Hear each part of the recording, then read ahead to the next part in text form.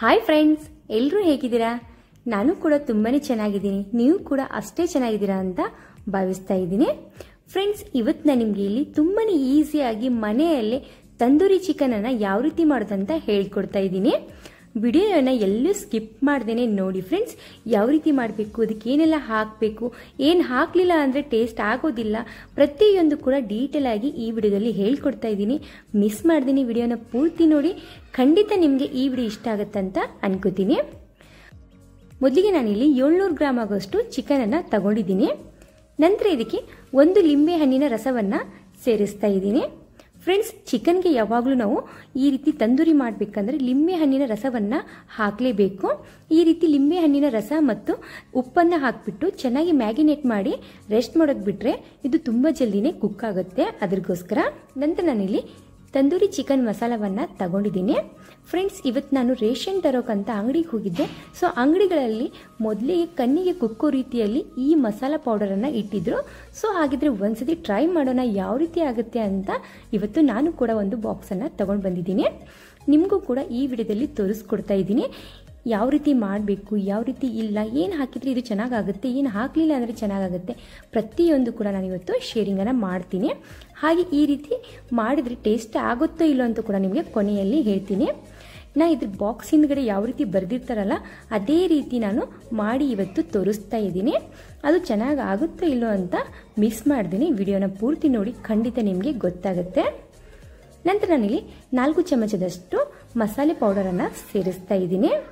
2 ಚಮಚದಷ್ಟು ಶುಂಠಿ ಬೆಳ್ಳುಳ್ಳಿ, ಒಂದು 6 ರಿಂದ 7 ಟೀ ಸ್ಪೂನ್ ಆಗುವಷ್ಟು ಗಟ್ಟಿ ಮೊಸರನ್ನು ನಾನು ಸೇರಿಸ್ತಾ ಇದ್ದೀನಿ. ನೀರನ್ನು ಸಪ್ರೇಟನ್ನಾಗಿ ಮಾಡಿ ರುಚಿಗೆ ತಕ್ಕಷ್ಟು ಉಪ್ಪನ್ನು ಹಾಕಿ ಚೆನ್ನಾಗಿ ಮಿಕ್ಸ್ ಮಾಡ್ಕೋಬೇಕು.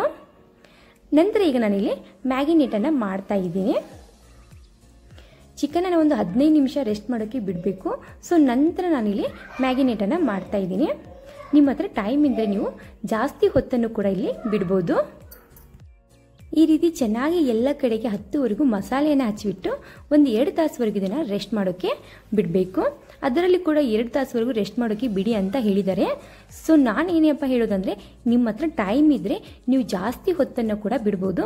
ಒಂದು 5 ರಿಂದ 6 ತಾಸುವರೆಗೂ ರೆಸ್ಟ್ ಮಾಡೋಕ್ಕೆ ಬಿಡಿ, ತುಂಬಾ ಚೆನ್ನಾಗಾಗುತ್ತೆ. ನಂತರ ಒಂದು 2 ತಾಸು ಆದ ನಂತರ ನಿಮಗೆ ಮತ್ತೆ ಇಲ್ಲಿ ತೋರಿಸ್ತಾ ಇದ್ದೀನಿ. ಫ್ರೆಂಡ್ಸ್, ನೀವು ಈ ರೀತಿ ದೊಡ್ಡ ಪೀಸಸ್ ಆಗಿ ಮಾಡಬೇಕಂತೇನಿಲ್ಲ, ಚಿಕ್ಕ ಚಿಕ್ಕ ಪೀಸಸ್ ಆಗಿ ಕಟ್ ಮಾಡ್ಕೊಂಡು ಕೂಡ ಸೇರಿಸ್ಕೋಬೋದು. ನಂತರ ನಾನಿಲ್ಲಿ ತಂದೂರಿ ಸ್ಟ್ಯಾಂಡನ್ನು ಒಂದು ಬಿಸಿ ಮಾಡೋಕ್ಕೆ ಇಟ್ಟಿದ್ದೆ. ಸೊ ನಂತರ ಚಿಕನನ್ನು ಆ ಸ್ಟ್ಯಾಂಡ್ ಮೇಲೆ ಇಟ್ಬಿಟ್ಟು ಸ್ವಲ್ಪನೇ ತುಪ್ಪವನ್ನು ಕೂಡ ಸ್ಪ್ರೆಡ್ ಮಾಡ್ತಾ ಇದ್ದೀನಿ. ಗ್ಯಾಸನ್ನು ಹೈ ಫ್ಲೇಮಲ್ಲೇ ಮಾಡಿಬಿಟ್ಟು ಚೆನ್ನಾಗಿ ನಾವೀಗ ಚಿಕನನ್ನು ಕುಕ್ ಮಾಡ್ಕೋಬೇಕು. ಈಗ ನಾನಿಲ್ಲಿ ಗ್ಯಾಸನ್ನು ಆಫ್ ಮಾಡಿ ನಂತರ ಇದನ್ನು ಟರ್ನ್ ಮಾಡಿಬಿಟ್ಟು ಮತ್ತೆ ಗ್ಯಾಸನ್ನು ಆನ್ ಮಾಡ್ತಾ ಇದ್ದೀನಿ. ಯಾಕಂದರೆ ಕೈಯಲ್ಲಿ ಸುಡ್ತಾ ಇರೋ ಕಾರಣಕ್ಕೆ ನಾನು ಗ್ಯಾಸನ್ನು ಆಫ್ ಮಾಡಿ ಟರ್ನ್ ಮಾಡಿದ್ದೀನಿ. ನಂತರ ಇದಕ್ಕೆ ಮತ್ತೆ ನಾವು ತುಪ್ಪವನ್ನು ಸ್ಪ್ರೆಡ್ ಮಾಡಿಕೊಂಡು ಗ್ಯಾಸನ್ನು ಹೈ ಫ್ಲೇಮಲ್ಲಿ ಇಡಬೇಕು. ಇದೇ ರೀತಿಯಾಗಿ ನಾನಿಲ್ಲಿ 2 ಕಡೆಗೆ ತುಂಬ ಚೆನ್ನಾಗಿ ಕುಕ್ ಮಾಡಿಕೊಂಡೆ. ಕಲರ್ ನೋಡಿದ್ರೆ ಗೊತ್ತಾಗುತ್ತೆ ಸೊ ಎಷ್ಟು ಚೆನ್ನಾಗಿದ್ದು ಕುಕ್ ಆಗ್ತಾ ಇದೆ ಅಂದ್ಬಿಟ್ಟು. ಇದೇ ರೀತಿಯಾಗಿ ನಾನಿಲ್ಲಿ 2 ಲೆಗ್ ಪೀಸನ್ನು ಕುಕ್ ಮಾಡಿಕೊಂಡು ಒಂದು ಪ್ಲೇಟ್ನಲ್ಲಿ ಸರ್ವನ್ನ ಮಾಡ್ಕೋತಾ ಇದ್ದೀನಿ. ಫ್ರೆಂಡ್ಸ್, ಈ ರೀತಿ ಒಂದು ಸ್ಟ್ಯಾಂಡ್ ಇದ್ರೆ ಸಾಕು, ತುಂಬ ಈಸಿಯಾಗಿ ಮನೆಯಲ್ಲಿ ನಾವು ಕುಕ್ ಮಾಡ್ಕೋಬೋದು. ತುಂಬ ಈಸಿ ಅಂದರೆ ಮೀಶೋದಲ್ಲಿ ಕೂಡ ಈ ಸ್ಟ್ಯಾಂಡ್ ಸಿಗುತ್ತೆ. ಒಂದು 200-300 ಒಳಗೆ ಸಿಗುತ್ತೆ ಈ ಸ್ಟ್ಯಾಂಡು. ನೀವು ಒಂದ್ಸತಿ ತಂದರೆ ಸಾಕು, ಇದು ರೋಟಿ ಮಾಡೋಕ್ಕಾಯಿತು, ಹಾಗೆ ಪುಲ್ಕ ಮಾಡೋಕ್ಕಾಯಿತು, ಪ್ರತಿಯೊಂದು ಕೂಡ ತುಂಬಾ ಹೆಲ್ಪ್ ಆಗುತ್ತೆ ಈ ರೀತಿ ಸ್ಟ್ಯಾಂಡ್ ಇದ್ದರೆ.